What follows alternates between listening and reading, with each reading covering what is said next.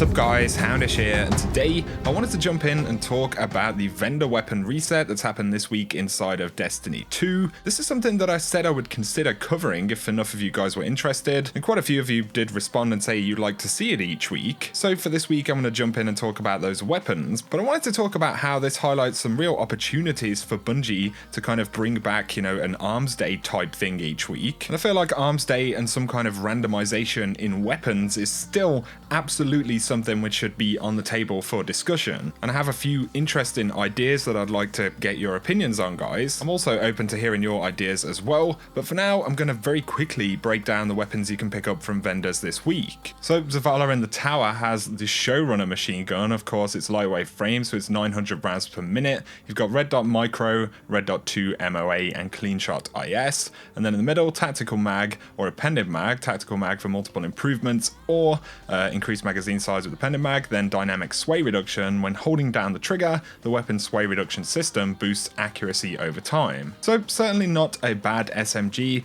not necessarily the most exciting either, but tactical mag as well as dynamic sway reduction, you know, they do give the weapon some serious improvements overall. Shax has the critical SASS. This is rapid fire frame, clean shot and hit mark IS. We've got red dot 2 MOA as well, accelerated coils, particle repeater, and then backup plan, which basically makes it a bit like the plan C. When you swap to the weapon, the charge time is incredibly short, so you know it fires really quickly. Not my favorite fusion rifle in terms of archetype. I prefer, you know, the higher impact ones generally, but if you need it for the collection, definitely worth picking up. Out on the planets, Devrim K has the call to serve right here, so it's actually a pretty good scout rifle. Precision frame, 180 rounds per minute, IS-5 circle, model 8 red and Mark 15 lens, extended mag or appended mag, and then you've got triple tap. So all around a pretty good scout rifle. It's in a good archetype, you know. Triple tap's really nice. Rapidly landing precision hits will return 1 round to the magazine, so if you keep landing those hits you'll keep getting rounds back. Generally, people will use Nameless Midnight more because explosive rounds is really popular, but outside of that, Call to Serve is actually a very solid scout rifle. Definitely you should pick it up if you've never had one. Sloan on Titan has the Dead Man Walking from Soros, so it's rapid fire right there. You've got short spec, tactic and target SAS, extended mag, armor piercing rounds and under pressure, improved stability and accuracy as the magazine gets lower. I'm not a super massive fan of these. They are quite nice to use because they fire full auto, you know, they're not difficult to use necessarily. As this, you know, archetype of sidearm go, this one isn't too bad. You know, they have pretty decent stats and everything like that. I'm just not a huge fan, but if you want it for the collection, throw it in there.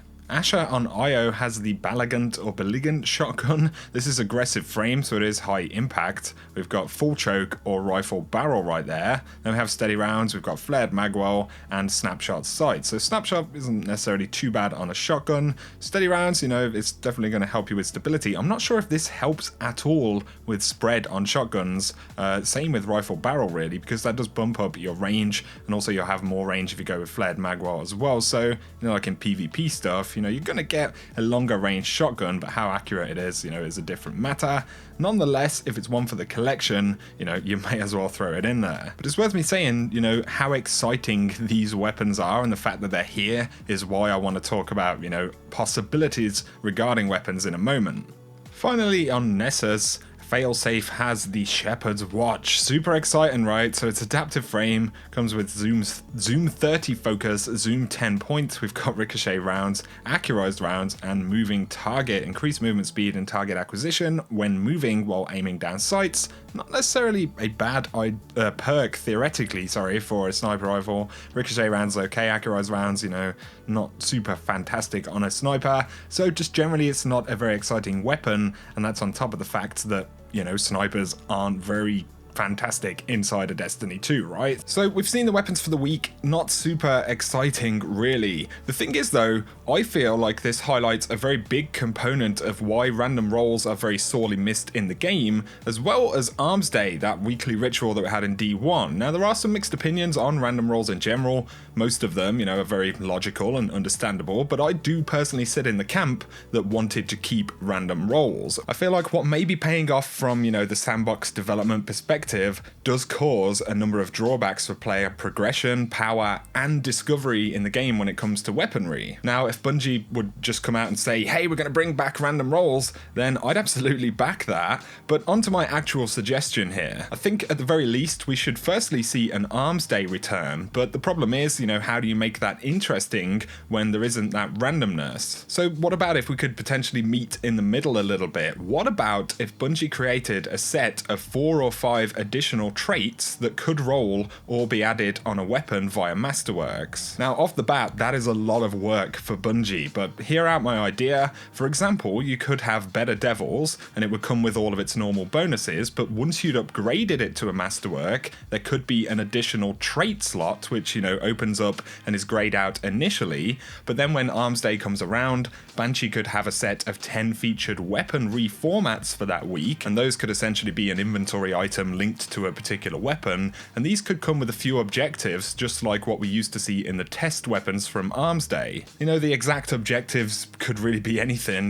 make 25 headshots in PvP, get 100 kills in PvE content with Better Devils. Getting the grind element of that right is a different subject, but once you've filled up that objective, you could use the item or apply it to the weapon, and boom, it could roll out one of the new additional traits for the gun. Now, I think that could be a very exciting middle ground. It would make Masterworks much more interesting, and it would revive that weekly Arms Day ritual in a new way. In order to do this though, of course, Bungie would have to ease up a little bit on the sandbox perspective in order to, ensure that these weapons were objectively more powerful. But as, very basic examples, the bonuses could be, say on the Better Devils, you could have Outlaw, Grave Robber, Moving Target, Hipfire, and Quick Draw. Those could be the additional possible traits. They're just ideas, like I said, and I've tried to keep it on the more balanced end of things, small steps, but I would absolutely love to be in a spot where those perks could be things like Firefly. I know perks like Firefly don't sit well with explosive rounds, same with Outlaw.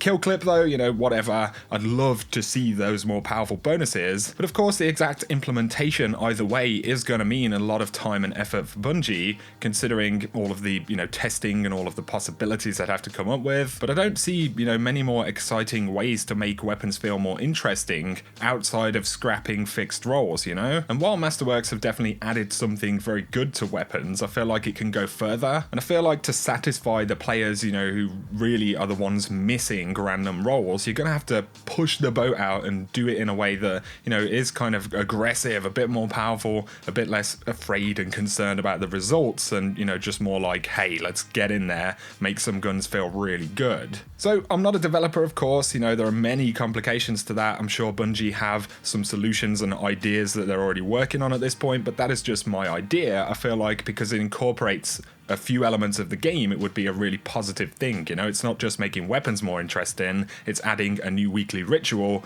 it's making Masterworks more impactful. So I just wanted to have that conversation, guys. Obviously I wanted to bring you those weapons for the week. I just wanted to talk about how I feel Masterworks, Arms Day, all of these kind of things about weapons could just make the game more interesting on that front. So I'd be curious to hear what you think about that, or any ideas that you have. Most of the best ideas I've seen about Destiny have come from the community, so I'd really love to talk to you guys about that in the comments below. If you have enjoyed the video though, a like is very much appreciated. I know it was kind of an unusual one, but I feel like it's a valid conversation for us all to have. If you're new to the channel and you want to see more Destiny content, then feel free to hit that subscribe button. But for now, I appreciate you watching as always, and I will catch you very soon.